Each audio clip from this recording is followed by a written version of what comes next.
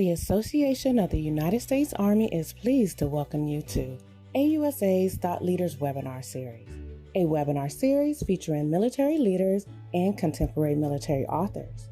Kicking off today's webinar is AUSA's President and Chief Executive Officer, General Carter Ham. Good evening to our friends in Europe, and good afternoon to those of you here in the United States, and welcome to the Association of the United States Army's Thought Leaders program. We're really glad that you've joined us today. You know, we've crafted this Thought Leaders series of events to bring you senior Army leaders, authors, and other notable subject matter experts speaking on topics of current interest to America's Army. Again, we're really pleased that you've joined us today. We appreciate your support for AUSA and for our programs. A very special shout out today to our sponsor for today's event, Defense One. In just 8 years since its founding, Defense One has become a valuable contributor to the important debate about national security. With a combination of breaking news, insightful analysis, and a constant look at the future, Defense One has a sharp focus on today and on tomorrow. On your handout tab and under offers, you can find an opportunity to subscribe to Defense One. The reason we're here today is to hear from Lieutenant General Ben Hodges, United States Army retired, co-author of Future War and the Defense of Europe. Again, on the handouts tab under offers, you can find an opportunity to purchase a signed copy of General Hodges' book, and we hope that you will. And without giving away too much of the book, I got to tell you, the scenarios that are portrayed in the book are concerning, insightful, and certainly worth our time and attention. I'll invite General Hodges to make some opening remarks, and then we'll have plenty of time for your questions and his answers. For those of you joining us online, please take advantage of the opportunity to ask questions of General Hodges. Use the Q&A tab on the right side of your screen to submit a question. At the Q&A tab, you'll also see the ability to upvote questions submitted by others. So if you see a question that you like submitted by someone else, just click the upvote arrow, and that'll tell us that that question has lots of interest. And we'll take as many questions as our time will allow. General Hodges holds the Pershing Chair in Strategic Studies at the Center for European Policy Analysis. He's a native of Quincy, Florida, and is an avid, though often frustrated, fan of Florida State University. He graduated from the United States Military Academy at West Point in 1980 and was commissioned in the infantry. Though I will say he's a bit happy about Florida State these days, as the Florida State women's softball team plays this afternoon for the World Championship against the University of Oklahoma women. After General Hodges' first assignment as a new lieutenant in Garlstadt, Germany, he commanded infantry units at the company, battalion, and brigade level at the 101st Airborne Division, including command of the 1st Brigade in Iraq. His other operational assignments include Chief of Operations for Multinational Corps Iraq and Director of Operations Regional Command South in Kandahar, Afghanistan. General Hodges served in a variety of Joint and Army staff positions to include Tactics Instructor at Fort Benning, where I first met then Captain Hodges, Chief of Plans in Korea, Aide-de-Camp to the Supreme Allied Commander Europe, General George Jowen, who was a recent guest on this program. He served as Chief of Staff, 18th Airborne Corps, Director of the Pakistan-Afghanistan Coordination Cell in the Joint Staff, Chief of Legislative Liaison for the United States Army, and as Commander, NATO Allied Land Command in Izmir, Turkey. His last military assignment was Commanding General, United States Army Europe, based in Wiesbaden, Germany, and he retired from the Army in January of 2018. General Hodges, it's great to see you again. Thanks for taking time out and to speak with us today. We look forward to your comments. Over to you, sir. General Ham, sir, thank you very much. What a privilege. And I remember you were the best major in building the snore there when I was an instructor, and you abused me whenever I got near the copy machine in your office, but you always let me escape. So thanks for that. And thanks for the opportunity that you and the team at AUSA are giving me today. I'm talking to everybody from Frankfurt, Germany. I'm fired up. I got my second jab today, the Moderna, thanks to the U.S. Army. as an old retiree, my number finally came up. It's impressive seeing how U.S. Army Europe has organized getting hundreds of people done every day. And it was fun there standing in line. Of course, I had my mask on, and almost nobody's there that would recognize me. But I was wearing a windbreaker, a brown windbreaker, standing in line, and some guy yelled at me and said, "Hey, you in the brown jacket? Come on, move forward." And it's wonderful to be anonymous on things like that and kind of see what's going on. And all of you would be very proud of what Chris Cavoli and the team are doing, not only with taking care of our soldiers and families and civilian workforce, but also, of course, Defender 21 that's underway all over Europe, and just incredible work that Chris and his team have done. I'm extremely, extremely proud of them. What I'd like to do is take about 9 minutes and lay out 5 points, and then get right to your question and answer. Of course, this is against the backdrop of our president. The president of the United States departs tomorrow on a very important European trip. He goes straight to UK and will join the other members of the G7, and then he'll go to a summit with leaders of the European Union, and then, of course, the NATO summit on the 14th of June. And then after that, he'll go to Geneva to meet the president of the Russian Federation, Vladimir Putin. Really a great opportunity for our president early in his administration to reaffirm America's commitment to Europe, to the alliance, but also to get the team together so that to work out the economic leverage strategies that are going to be needed to compete successfully against China as well as Russia, contain Iran, contain North Korea, and deal with all the other many threats that are out there. So that's kind of the backdrop. Our book, I'm very proud of it, to do it with Professor Dr. Julian Lindley French, who many of you know, a British strategic thinker that lives in the Netherlands, who I've known for several years. And then, of course, General John Allen, retired U.S. Marine Corps, who was the president at Brookings. Two old friends, and really a pleasure to do this with them. Me being the junior guy, I was the one that had to keep bringing them coffee while they kept doing all the hard work. This book is about a new vision for tech-driven European defense built around an evolving, adapting NATO alliance, public-private partnership for innovative thinking in an era of great power competition. It is a warning to our civilian political masters, particularly in Europe, about what will happen if we don't act now. The second point, I believe we're going to be in a kinetic conflict. That's kinetic. Missiles, planes, submarines, ships, rockets in the Indo-Pacific region in about 5 years. Obviously, I hope I'm wrong. I don't have access to special intelligence anymore, but that's my assessment based on everything that I read and see and pay attention and listen to the language coming out of Beijing, and how the Chinese have observed our lack of resolve in so many ways ever since Russia invaded Georgia in 2008. The guy who just retired from being the commander of Indo-Pacific Command, Admiral Davison, he said he thought 6 years. So I would defer to him. Nonetheless, I think the clock is ticking if we don't act. And so because of that, we are going to need a very strong European pillar, not a pillow, to deter the Kremlin if the United States gets fixed in the Indo-Pacific region. I believe that China and Russia both are prepared to take advantage of a situation should we get fixed or attacked in either. And they will take advantage of our vulnerabilities, our lack of resolve, and any gaps in capabilities. Now, for sure, our alliance has taken great steps since 2014. But I think this is not about NATO as much as it is about all of us, including the United States. Our failure to act after Russia invaded Georgia in 2008, the Russians saw that we didn't do anything. The Russians observed that we did not do anything after the Assad regime in 2013 stepped over the red lines laid down by President Obama. The United States, France, UK, Germany did nothing after he did that. And of course, the Assad regime is only in power because of being propped up by the Kremlin. And then Russia invaded Ukraine in 2014. That was 7 years ago. They have over 100,000 troops in and around Ukraine right now. They're killing Ukrainian soldiers every week despite a ceasefire.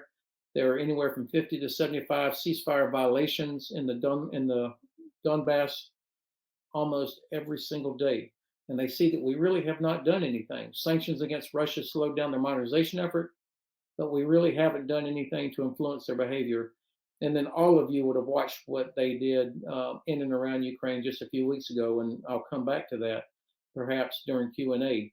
Now, of course, we hear all the time that would never happen. Russia has the GDP of Italy. Why would they ever do this?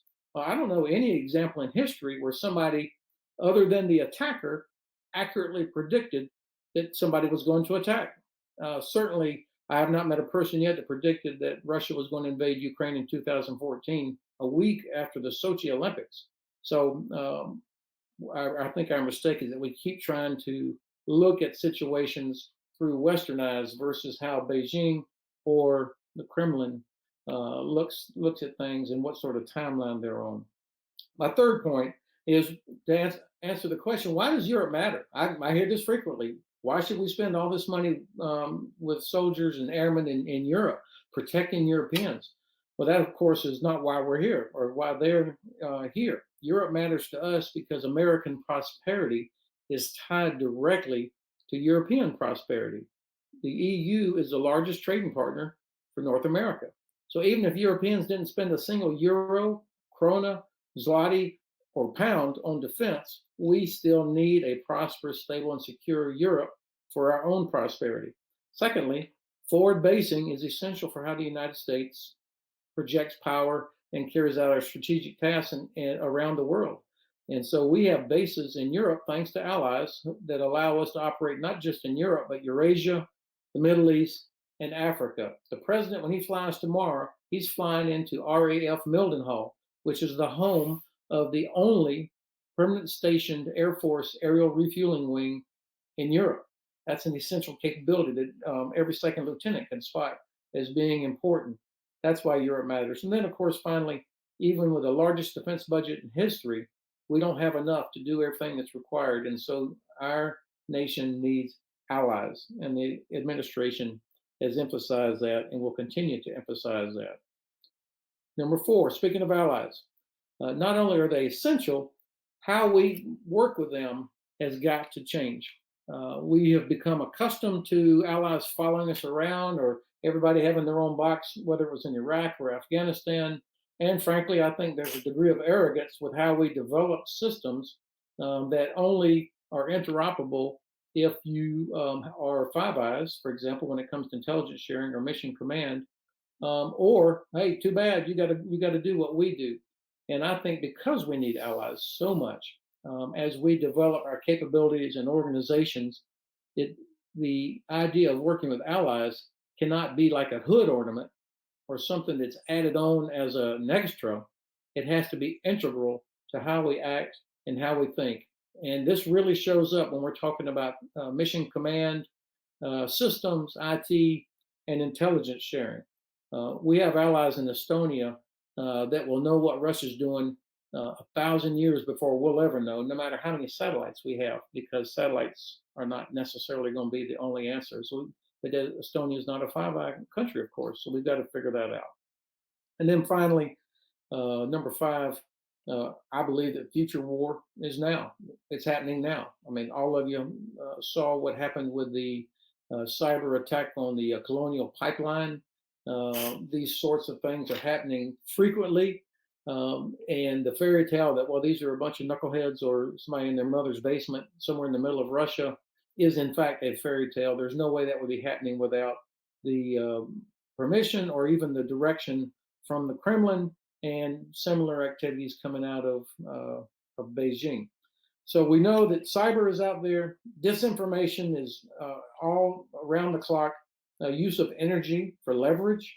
But also, what did we see in Ukraine? It was video after video after video of steel, columns of armor, convoys of tanks and trucks, rail cars going into Crimea carrying self-propelled artillery, the Navy, all of the high-end conventional capabilities. That also is part of what we've got to deal with. And so the United States is overstretched. We don't get to choose our threats. We're going to have to deal with all of them. We can prioritize, of course, and take risks, but we don't get to choose one or the other. And so we've got to figure out, how do we work with allies? How can we be more effective? And our political leaders have got to have the courage to address this with populations, particularly in Europe, and explain why investing in defense. This is not about 2%. This is about acknowledging the Kremlin as a threat. The Kremlin that does not believe in win-win outcomes, they only believe in win outcomes. And in the Chinese Communist Party, it is marching inexorably towards changing the entire makeup of the world. And I believe that President Xi wants his legacy to be that he's the guy that got Taiwan back. And they're building a force to do that. And they're counting on us not being able to stick together and competing in all domains, not just in the military. General Ham, sir, back to you. Thanks, General Hodges. Thanks for that broad overview and insights into the security challenges. And again, for the audience, please use the Q&A tab on the right-hand side of your screen and submit questions. We've got a number of good ones already. Before we get to the audience questions, General Hodges, let me just ask you, the president's, from a U.S. perspective, president's budget was submitted recently. Lots about countering China. Just recently, the U.S. Senate passed a bipartisan agreement on spending more to counter Chinese technology. So it's kind of China, China, China. The Secretary of Defense and the Chairman of Joint Chiefs have said China is the pacing threat for the U.S. military. So why this book about defending Europe now? Well, Professor Julian Lindley French, my old friend, he was the one that had the vision that said it's time to get this book done now. He could see how technology was changing and the kind of things that were coming at us. And he's always been so good about having a clear-eyed view of what the threats are and being willing to help explain that to our political leaders, especially when they don't want to hear it. And the fact is, I think that if you accept my premise that we're going to be at war with China potentially in just a few years, Russia is preparing to take advantage of that. And so we won't be able to keep a large American presence focused just on Europe. We're going to have to deal with this pacing threat, as Secretary Austin calls it. And so this is a call to arms for our European allies to take on more responsibility and to step up, not just spend more, but be ready. I would say that not everybody has the culture of readiness that you used to have when you were division commander and your expectations. That's not the norm anymore. And so our book is intended to help not only address technological things, but also re-imbue leaders with this culture of readiness, a fight tonight. Like when a very young Guy Swan was on the inter-German border, where you expected to be able to roll out that same day. That's not necessarily the norm in Europe anymore. So that's what we're trying to reignite. Well, yeah, thanks very much for that. In your remarks, you talked a bit about basing, and we've got a question from the audience about basing.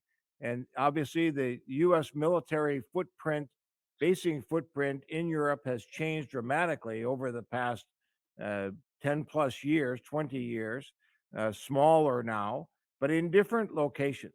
Can you talk a little bit about do we have the U.S. basing about right? What's your view on rotational versus forward presence? What are your thoughts about U.S. military basing in Europe? Well, sir, every army in Europe knows about the 21st Theater Sustainment Command. I mean, they may not know much else about U.S. Army Europe, but everybody knows the name 21st TSC because American logistics are what they all count on, not just the muscle, the actual delivery of stuff, but also the planning, the logistical planning and thinking. And so American logistics, both from the Army and then from U.S. European Command, the lift that our great Air Force provides, this is what is needed so much in Europe. Of course, having combat units is essential. We all regret that the last armored brigade that was permanently stationed in Europe left, but it was a different time and a different set of circumstances. So the Army, at huge cost, thanks to the Congress, is able to continue deploying rotational armor brigade, rotational aviation brigade. These are critical. I love the rotational force because, frankly, they come over for 9 months and we rode them very hard. And I know Chris is doing the same thing. So you had battalions that were on trains every 3, 4, 5 weeks, moving all over Europe, creating this effect of a much larger capability and also building muscle memory throughout these different countries. So from a permanent station capability, we're at about 30, I say we, U.S. Army Europe Africa is about 30,000. That's it. And then there's about 25,000 Air Force. So the permanently assigned forces in Europe would not even fill up any major college football stadium in America. So it's actually a very small footprint, and it's one of each. One transportation battalion, one MI battalion, and so on. So the Guard and Reserve are so important because of what they bring in terms of engineering capabilities, logistics, military police. As you know, by design, all the stuff that's required for sustained land combat, the Guard and Reserve, and without that, no way would USAR be able to carry out its task. I think we've got it close to being right. I don't want to get in front of General Cavoli, but one Patriot battalion is all there is. And that thing will go to Ramstein if there's ever a conflict. So more air and missile defense. I think that's our number one vulnerability that's got to be addressed. More engineering. You know how many rivers and lakes there are in Europe. So we've got a mobility challenge as well. Thanks. And building up on that on the U.S. side, fairly recently added to the mix has been the reestablishment of U.S. Fifth Corps as a headquarters and stationing in Poland, which is new. What are your thoughts about that? How's that been received? Certainly, Russia has said that's a provocation, but what's the sense amongst the allies? Yeah, I loved it. General Breedlove used to say, "When are we going to get provoked?" He was sick and tired of hearing about people wringing their hands about we might provoke the Russians. The Russians do not need provocation. They will only stop when they are stopped, and they are stopped when we demonstrate that we're serious, that we have capability. And so the decision, I love the decision to put Fifth Corps forward in Poland, in Poznan. General Kolashevsky is dynamite. I've spoken with him. He's got the eye of the tiger, and they've got the right mindset there. The Poles obviously are thrilled, but also other allies see this as a positive. And I think, sometimes it's fashionable to scoff at, okay, here's another headquarters, big deal. Headquarters are where you can plug in capability. And if we are going to be a CONUS-based military, you've got to have something to plug into, whether it's allies or rotational forces.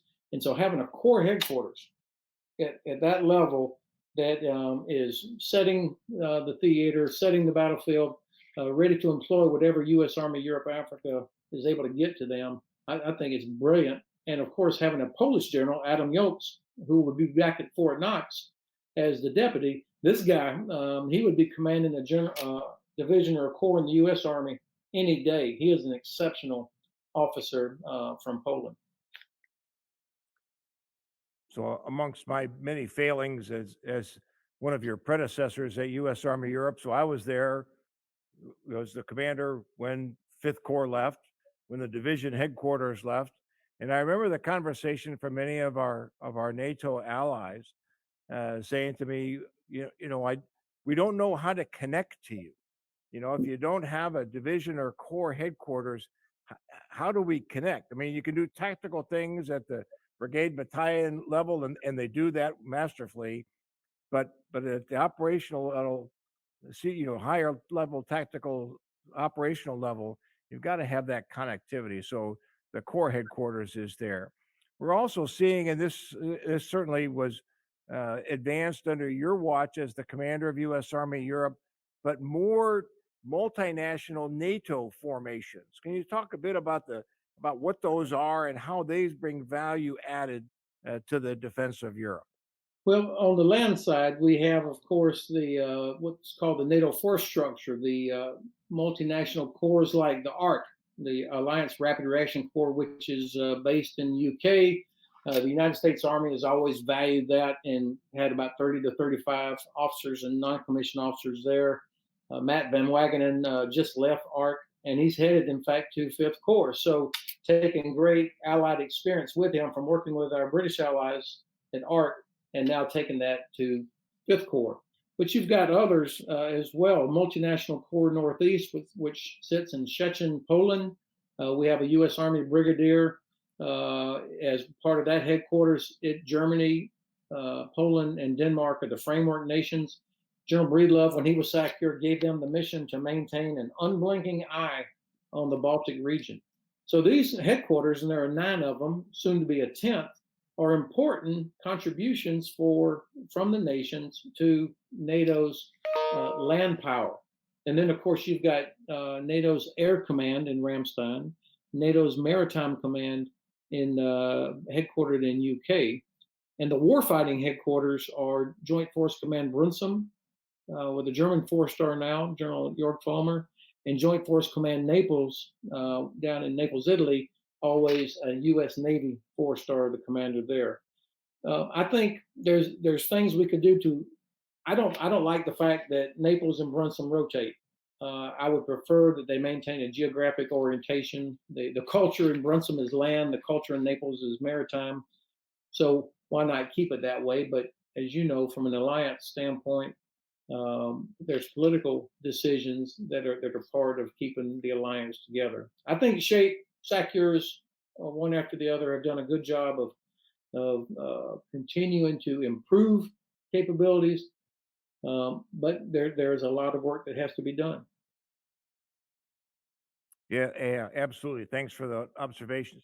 You mentioned in your opening remarks Ukraine a couple of times, and so we've got a couple of questions in from the audience about Ukraine. So, in hindsight, now knowing what did transpire in Ukraine, what were options for NATO and for the United States? Obviously, Ukraine not a NATO member. What were options for the alliance at that point? And as you mentioned, more recently, we have seen a significant Russian buildup along the Ukrainian border. What does that mean? And how should the alliance and how should the United States and its allies and partners think about responding to issues like the Russian buildup on the border? Well, sir, you've hit on, I think, one of the most important topics I want to discuss this evening. This is about great power competition. And I believe that great power competition prevents great power conflict. If we compete in the economic domain, in the diplomatic domain, and in the information domain, not just military, you're conveying to potential adversaries that this place, this area, this region matters to us. And so then you're going to develop a strategy for it on which you can base policies for different countries. What we're seeing in Ukraine is the total absence of a lack of a strategy for the greater Black Sea region. And so we end up kind of tripping over ourselves on how do we deal with Turkey? How do we deal with Georgia? How do we deal with Ukraine? This is because we don't have a strategy, and you can't have a strategy for the Black Sea region until you have a strategy for Russia. How are you going to deal with Russia? So what I would love to hear, obviously, is our president to say, hey, look, Vladimir, we don't have it yet, but I got my best people working on a strategy for the Black Sea region and how we're going to deal with you. And we're going to have policies that ensure or that lay out how we are, in fact, going to protect Ukrainian sovereignty. The president said Ukrainian sovereignty is a priority for the United States. That's a very important and significant policy statement, but we don't have the priorities and the strategy to underpin it.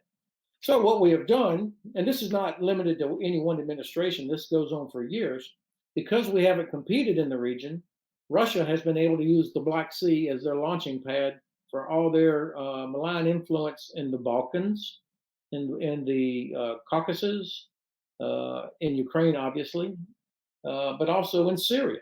I mean, because they have Crimea now, they're able to keep flowing ammunition, supplies, capabilities into Syria, and then on into the Eastern Mediterranean and into Africa. So the Black Sea is very important to them. We didn't compete there. There's hardly any economic investment.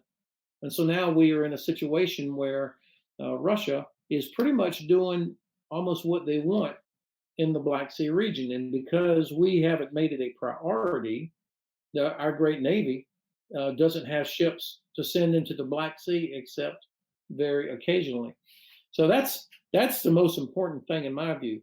Look, I about 6-7 weeks ago, was like everybody was watching what was happening in Crimea, in and around the Donbass, and there are so many leaders, unfortunately, that are willing to believe the fairy tale that comes from the Kremlin that either number one, this was actually always ours to begin with, not true, or that people in Crimea, this was a free and fair referendum, and so we absorbed them after they voted to leave Ukraine.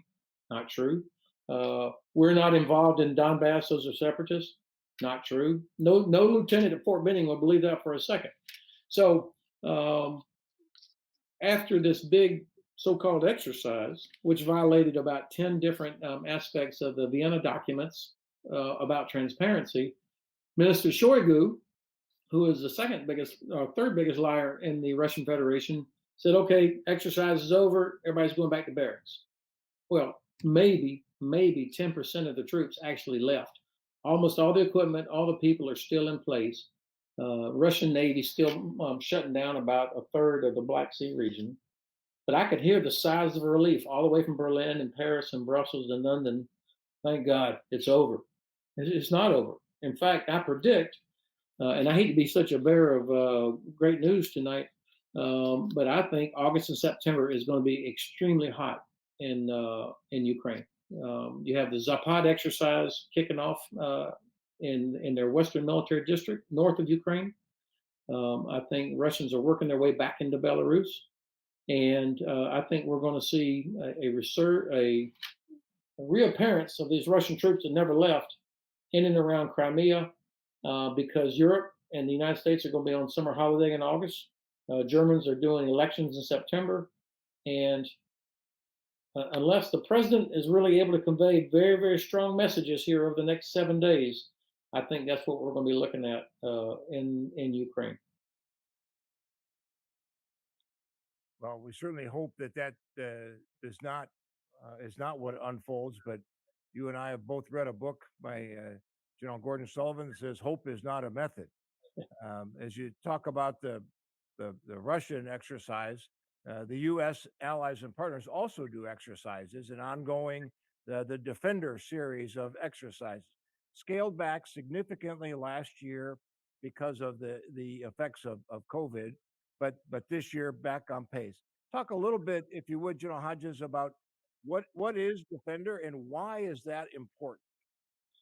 Well, sir, it's important for three reasons. Number one, it demonstrates American commitment to Europe. I mean, the amount of money that the department is investing into doing an exercise like this is not insignificant. And so that tells our allies as well as the Kremlin that we're committed, that even despite COVID last year and all the other challenges that all of us are dealing with, the United States still came across with all of this equipment, all of these troops, and our allies have joined us. So that's number one.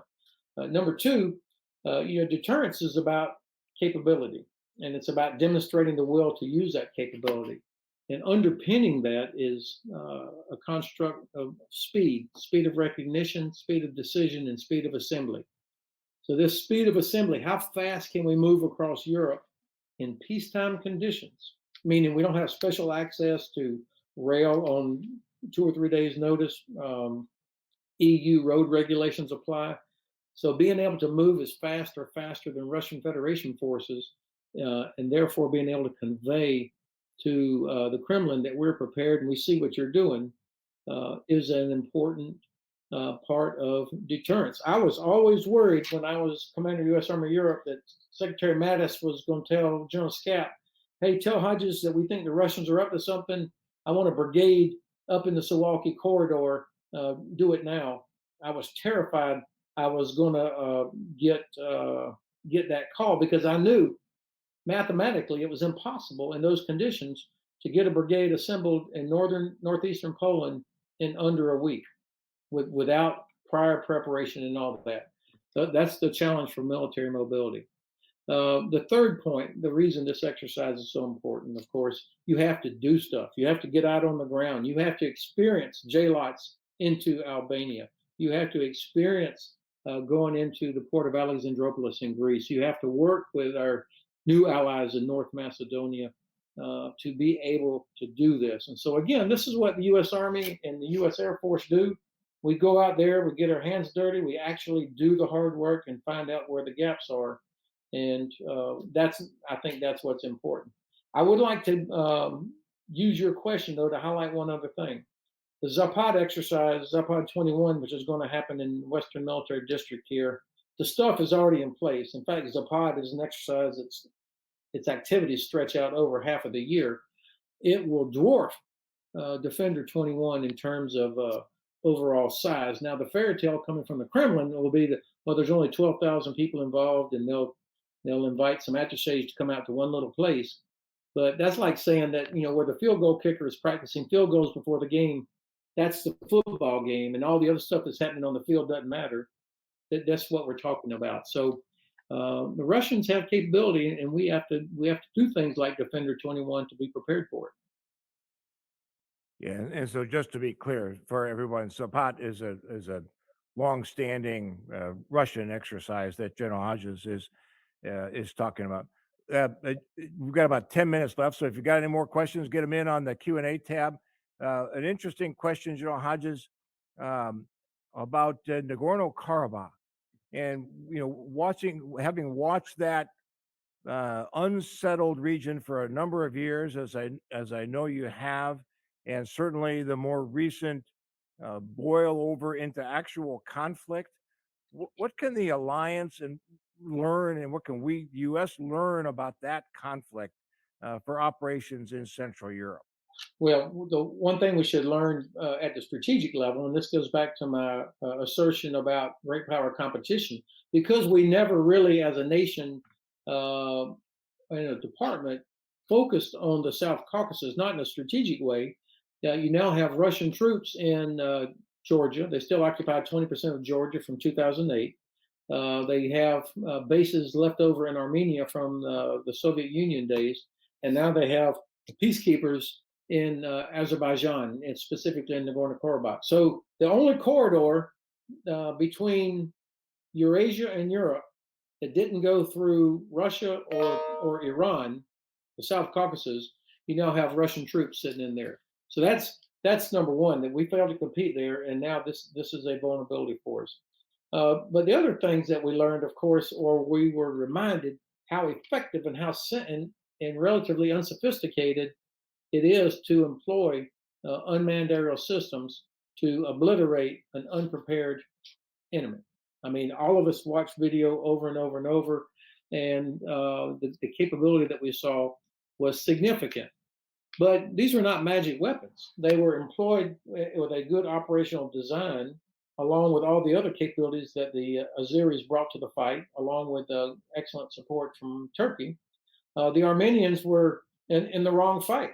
They looked terrible. I mean, you saw how poor they had done on concealment, on maintaining separation, the kind of things that Lieutenant Ham learned how to do to avoid detection, they were not doing. And I think the big takeaway should be it's not the end of armor. It's time to relearn how to camouflage, conceal, disperse. And of course, I've learned a new phrase lately, signature management, which also means concealment of your electromagnetic signature that can be detected. The Russians have plenty of capability to do that. Yeah, thanks very much. You again, back to your opening remarks, and we've got about 5 minutes or so left. You talked a bit about interoperability. So there's a technical aspect to interoperability that within the alliance is managed through standardized NATO agreements. A little more complex for non-NATO partners as well. But on the operational side, as the U.S. Continues to evolve its multi-domain operations concept and evolve capabilities such as joint all-domain command and control, development of multi-domain operations task forces, what's the risk of the U.S. advancing capabilities that are not necessarily compatible with allies and partners? Well, sir, there's two aspects to this. As part of future war and the kind of scenarios that we addressed in the book, the U.S. has got to think allies first, meaning everything we do has got to be done with keeping in mind that we're going to have multinational formations at the tactical level. That's not a one-off thing for Afghanistan. That's the way it is now. Think about the American Enhanced Forward Presence Battle Group in Hodges, Poland. National Guard unit, I think, is on their way deploying in there now to take over from 2nd Stryker Cavalry Regiment for that Enhanced Forward Presence Battle Group. In the battle group, you've got an American battalion that has a British company, a Romanian air defense battery, and a Croatian unit. That American battalion reports to a Polish brigade, and that Polish brigade reports to a multinational division. I hate to say it, but there's no way in hell that they're all talking on secure comms or that they've got a common operating picture. So we've got to figure out, since what I just described is not unusual, we've got to figure out how do we make sure everybody has common operating picture, frequency hopping, secure tactical FM, and the ability to do digital counterfire. Those three would be the standards I would set for true interoperability. On the other hand, our allies cannot continue to jog in place while the United States sprints out ahead. They have got to spend the money. There's plenty of technology here. It doesn't mean buy American. It means you have to get serious about investing in your own defense. And when you think about the cyber capabilities that Russia and China routinely put on display, and we're going to be in multinational formations, and we've got to be sharing intelligence, yet we still have to protect your networks. I mean, that's the environment for the next 10 or 15 years. And of course, with things like quantum computing and artificial intelligence and machine learning, and I know my friends Billy Don Ferris and Tom Siemens are laughing at me now, even saying things like quantum computing, but nonetheless, that's the future, and it's happening now. And so our allies have got to invest in those capabilities also. So thanks for that. I'm going to ask you two concluding questions.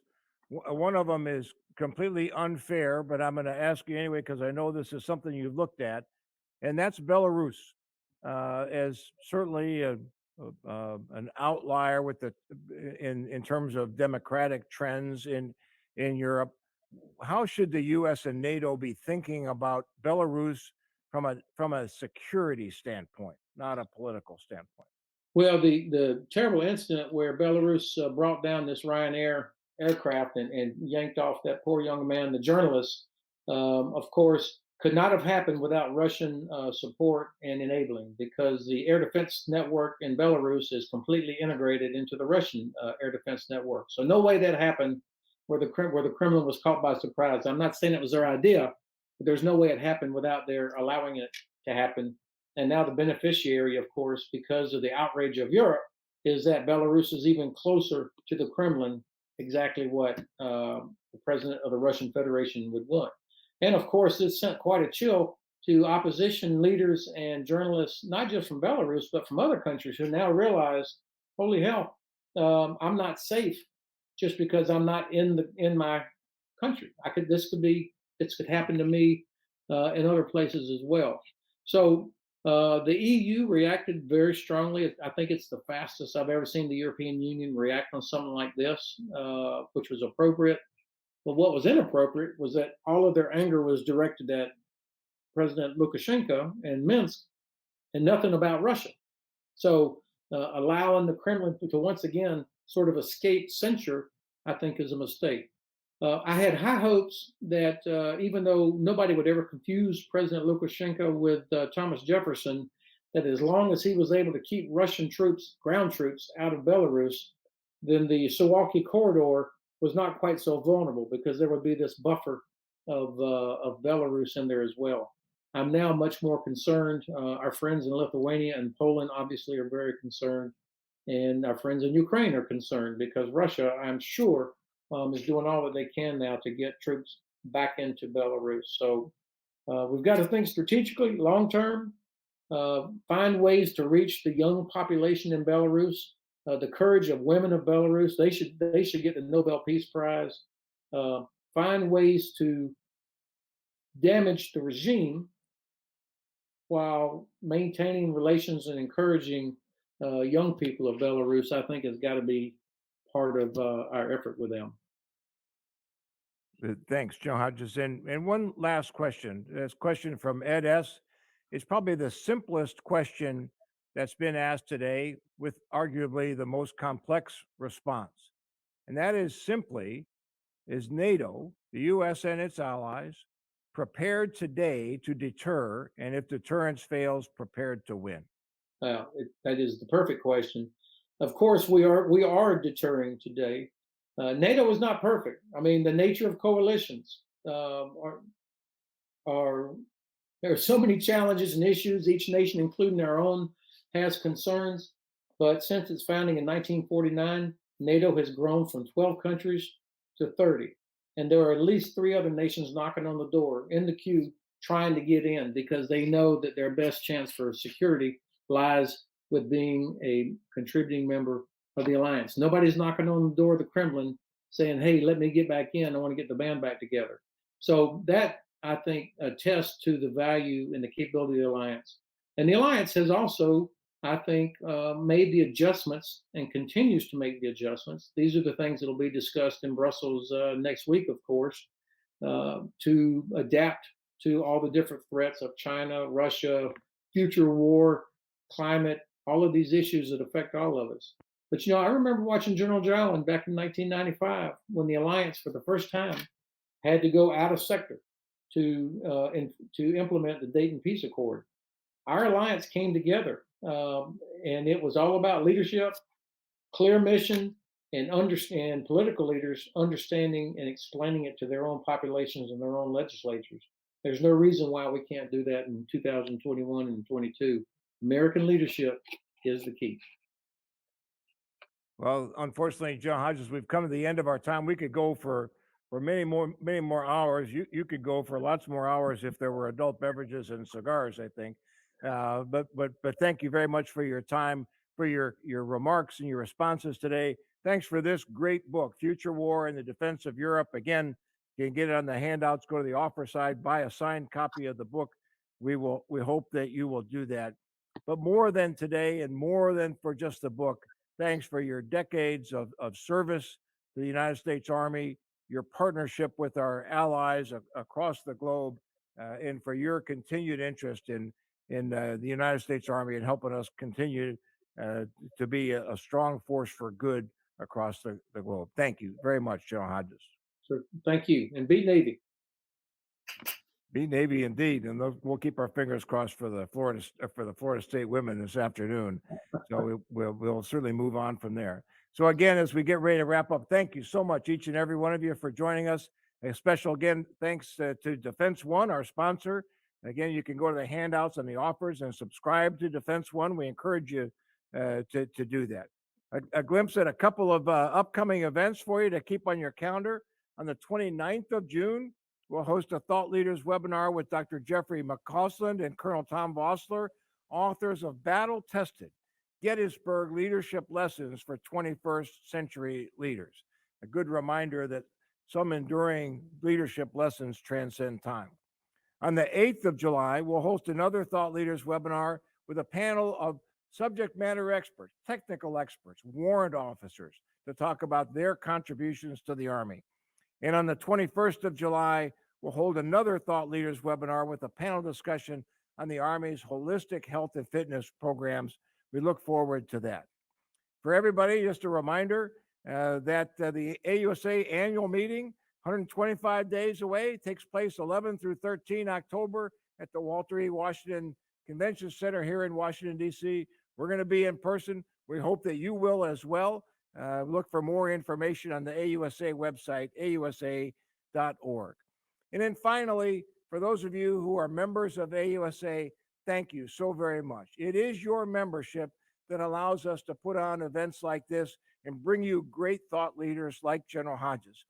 If you're not a member, which I don't really understand, but if you're not a member, today is the day to go to ausa.org and join this great association. help us, help you, and help the Army continue its path forward. So again, we look forward to seeing you in person in October. Thank you, each and every one of you, for joining us today. Thanks again, General Hodges. Thanks, Defense One, and hope everyone has a great Army Day. Thank you.